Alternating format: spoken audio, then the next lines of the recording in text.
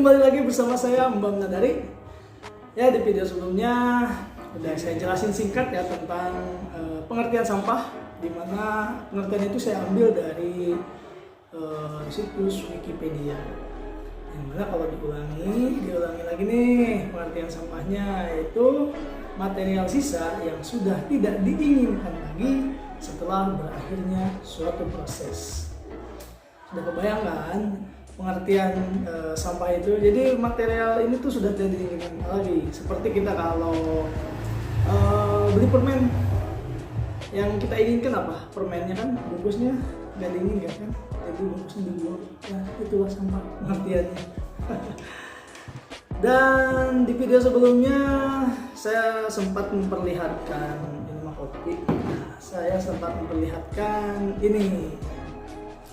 Jadi ini mungkin belum bisa disebut ekobrik ya, karena tidak memenuhi persyaratan. Tapi sebenarnya kita lagi melakukan eksperimen.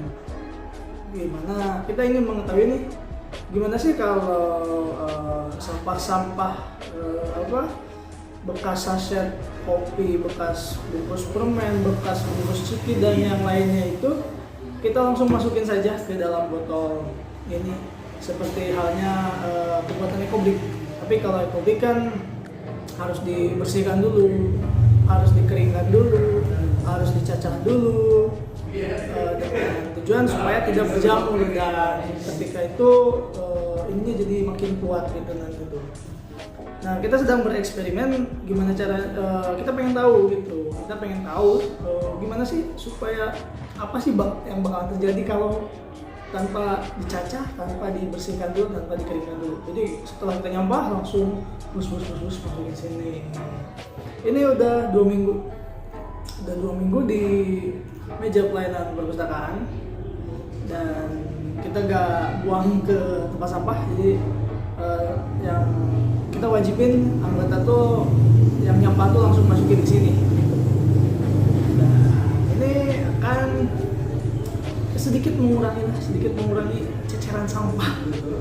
Meskipun nggak banyak gitu kan, tapi ya ayolah sedikit daripada kita makin nggak sadar, kita makin kebablasan dalam bermanusia ini. Jadi lebih baik mulai sekarang kita mulai sadari sampah itu tanggung jawab kamu yang nyampah, ya kamu yang harus tanggung jawab. Jadi jangan sampah sembarangan, oke? Dan ini bisa dicoba di rumah. Ketika ada botol bekas geletakan, kasihan gitu kan, pengen dipungut, mending pungut aja terus isi sama bungkus-bungkus yang kayak gini. Caranya tinggal masukin langsung aja, tapi angka baiknya dikumpulin dulu, terus dicacah, dipotong-potong kecil-kecil, dibersihin, baru dimasukin dan dijejol gitu supaya padat biar jadi ekobrik. Dan mungkin manfaat ekobrik akan kita bahas di video selanjutnya. Nah, dampak sampah yang paling menakutkan, yang paling kejam ya, memang kejam sih sampah itu ketika tidak dikelola dengan baik. Seperti kejadian tahun 2005, tepatnya di TPA Lewi Gajah, Bandung, tanggal 21 Februari tahun 2005. Jadi di tepat pukul 2 dini hari terjadi ledakan di tempat sampah di TPA, tempat pembuangan sampah air itu terjadi ledakan, yang mana ledakan itu disusul oleh longsor sampah. Bayangkan jam 2 lagi anak-anaknya tidur, tiba-tiba rumah kita tersampung longsoran sampah. Akibat apa? Itu tadi, karena tidak terpisah antara sampah organik dan sampah anorganik, sampah alam dan sampah kimia. Yang mana ini tuh bahayanya tuh wah luar biasa sekali. Selain melubangi ozon kita karena reaksi yang terjadi, juga akan menghasilkan air lindi yang wah pokoknya udah gak bisa dibayangkan lah itu gimana jijinya dan gimana menakutkannya gitu ketika melihatnya. Apalagi baunya itu, wah itu udah, jangan coba-coba main di TPA deh. TPA di Indonesia tuh waduh kacau sekali sih. Nah, itu jadi gambaran buat kita supaya lebih bijak lagi memilih sampah, memilah sampah. Jadi usahakan di rumah itu minimal sampahnya sampah organik ya sampah organik.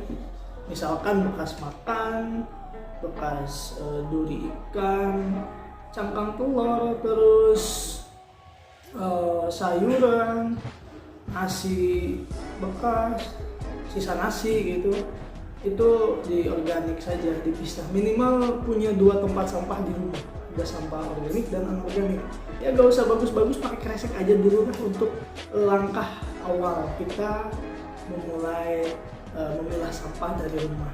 Sehingga ketika kita menyodorkannya ke TPA itu, yang kita buang itu hanya residual aja, yang sudah tidak bisa diinginkan lagi gitu. Kalau untuk sampah organik ini gampang sih sebenarnya. Kalau sampah organik ini kita sisa makan langsung tabur aja ke tanah, udah beres.